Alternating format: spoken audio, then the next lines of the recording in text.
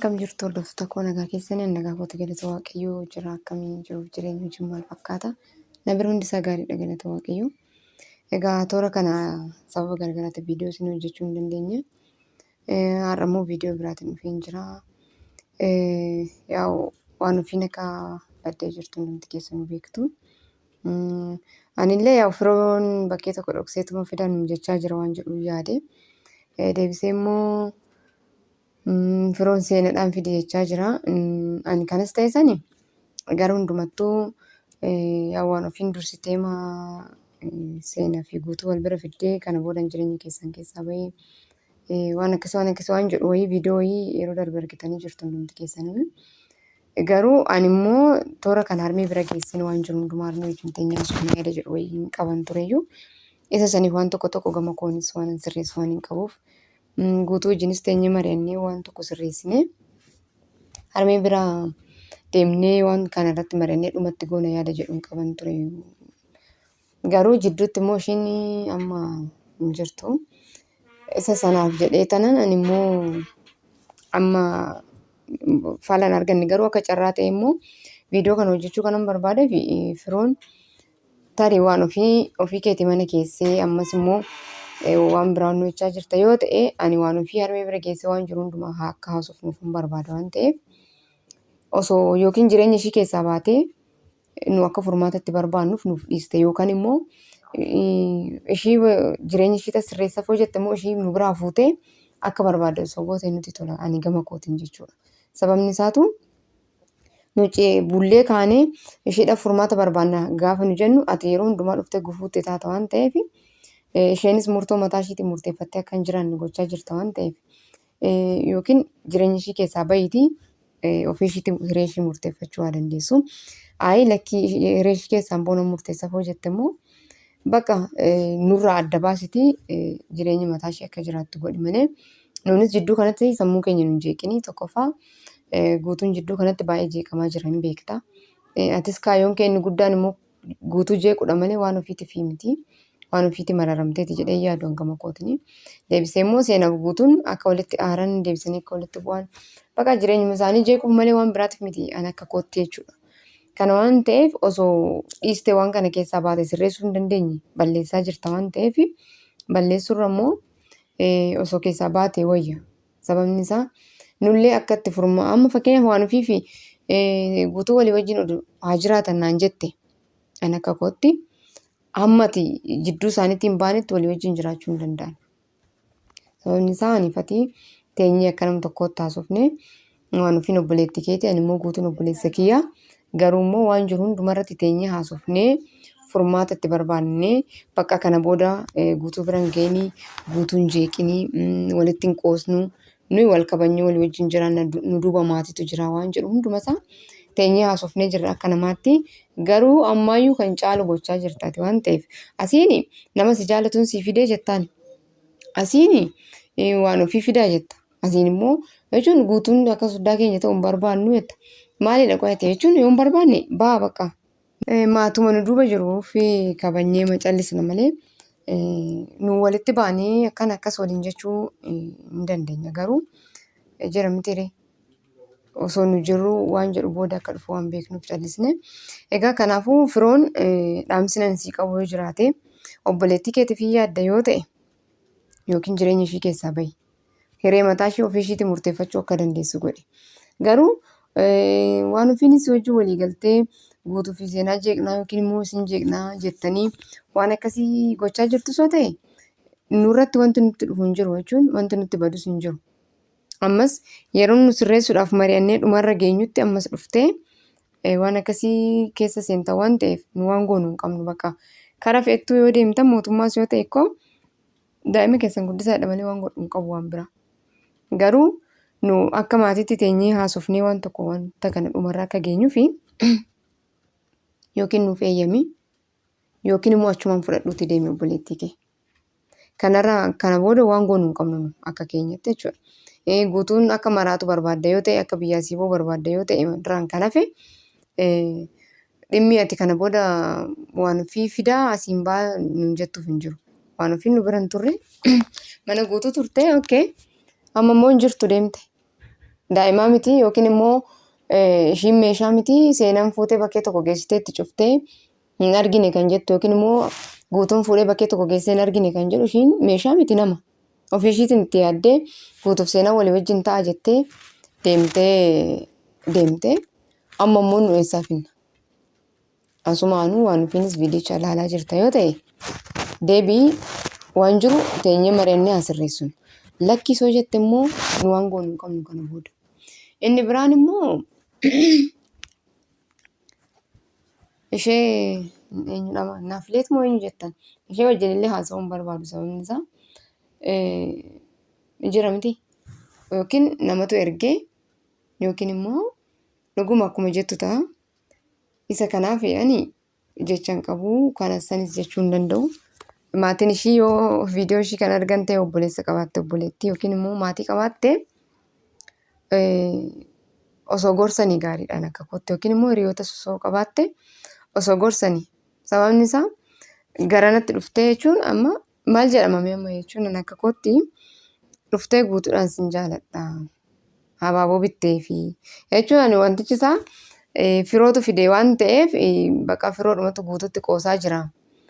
Waan jedhuufanii callise malee yoo nutti yaadattuu hin qabanne wanticha. Garuu dhuguma jechaa jirta yoo ta'e haadhoo koo waan akkanaa keessaa baheeti. Barumsa kee baradhu jireenya kee jiraadhu. Maaltu si maraachi ammaan? Guutuu yoo ta'e waa'ee guutuu hunduma isaatu hin beekta. Maalirra akka jiru hin beekta. Warra kaan wajjin nu rakkannee jirra akkamitti akka sirreessinu dhabnee kunoo sammuu nu naanna'aa jira waan ta'eef firoodhumti sitti himamee gaafadhu. Kanaaf waa'ee guutuu akkana akkasii jettee sanummoo miidiyaa irratti dhuftee waan akkasii osoo haasa'uu baatte gaarii sumaaf jireenya kee gara fuulduraatiif jedhee tanan akka nama tokkootti akka obboleettii tokkootti kana sitti himu guutuun isaan ammaa kana wajjin rakkachaa jira. Atis hin beektu wanti hin beekne hin jiru. Kanaafuu waan akkanaa keessaa bahiitii barumsa kee baradhu jireenya kee jiraadhu gara fuulduraa jireenya gaarii jiraadhu. Boru carraa waan ofii seenaa mudates mudata waan ta'eef. Ani akka kootti kana sitti hima. Sababni isaa akka miidhamtu hin barbaadu. Ammas immoo boru sababa keetiin maqaan guutuu akka dhaamu waan hin barbaanneef. Guutuun nama jireenya mataasaa qabuudha hin beekta. Karaa naanis ta'e karaa siinis ta'e karaa fe'eenuu guutuun siif hin ta'u. Atis kana hin beekta sammuun kees hin beeka. Yoo namatu si erge ta'ee dhaqneema walii gallee guutuu maraachina siin jedhee firoon si fide. Addunyaa firoo keessaa bahi. Garuu immoo dhuguma jaalattee guutuu wajjin nan jiraadha gara fuulduraa isaan barbaada jettee gara nutti dhuftee ta'e waan siin taanidha waan ta'eef ammumarraa osoo dhaabdee natti tola akka kootti jechuudha.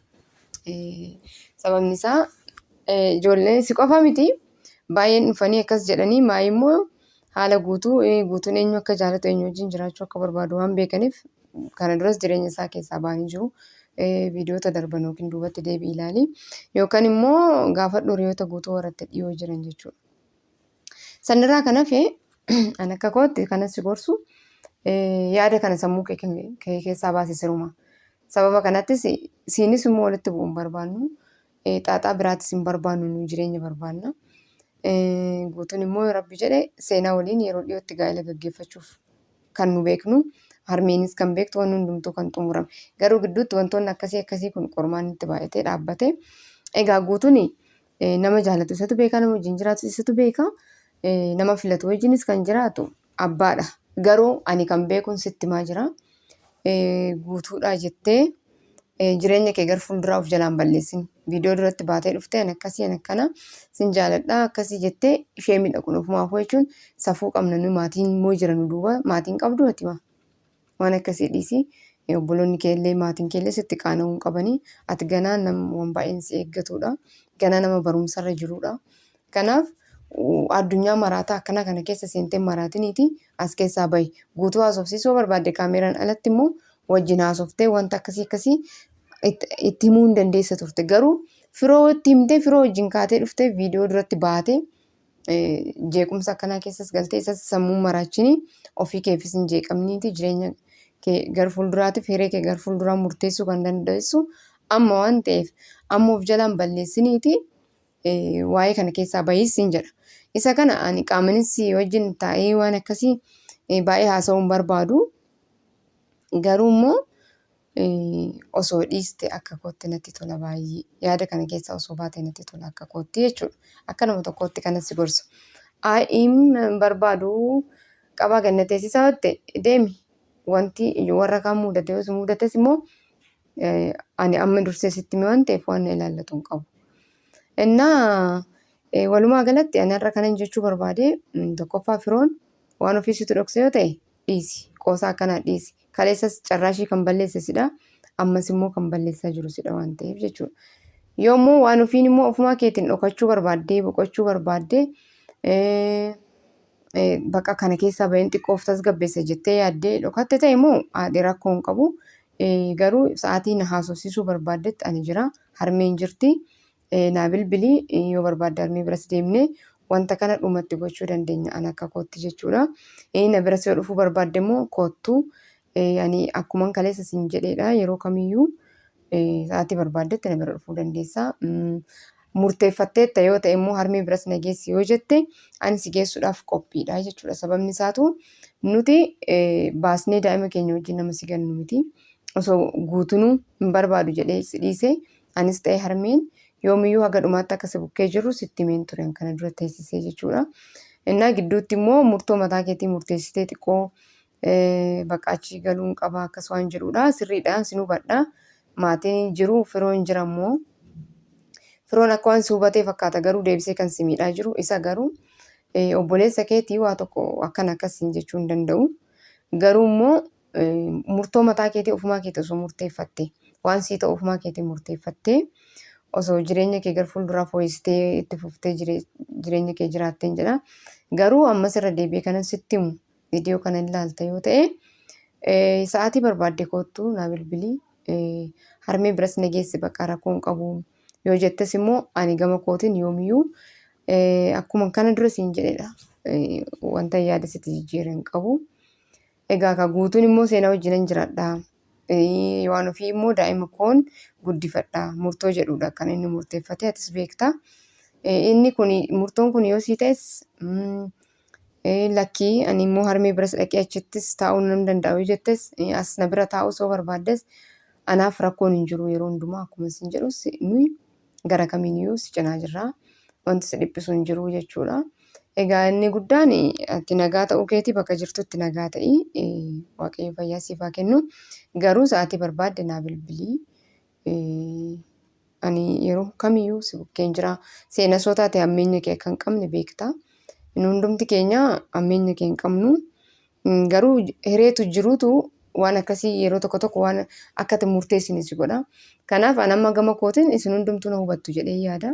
Murteessuu hin danda'u jechuun garanattis jechuu hin danda'u waan ta'eef ani kanan gochuu danda'u waan ofii haga dhumaatti ishee cinaa dhaabbachuu ishee gargaarudha jechuudha. Waan hundumaafuu viidiyoon har'aa kana fakkaata. Wanta haaraan jiraatee viidiyoo biraatiin immoo amma walitti deebinutti nagaan naa turan isin jedha. Hundumti keessanuu galatoomaa yaada keessan koomentii jalatti naa barreessaa. Yaadni keessan baay'ee nu fayyada waan ta'eef jechuudha.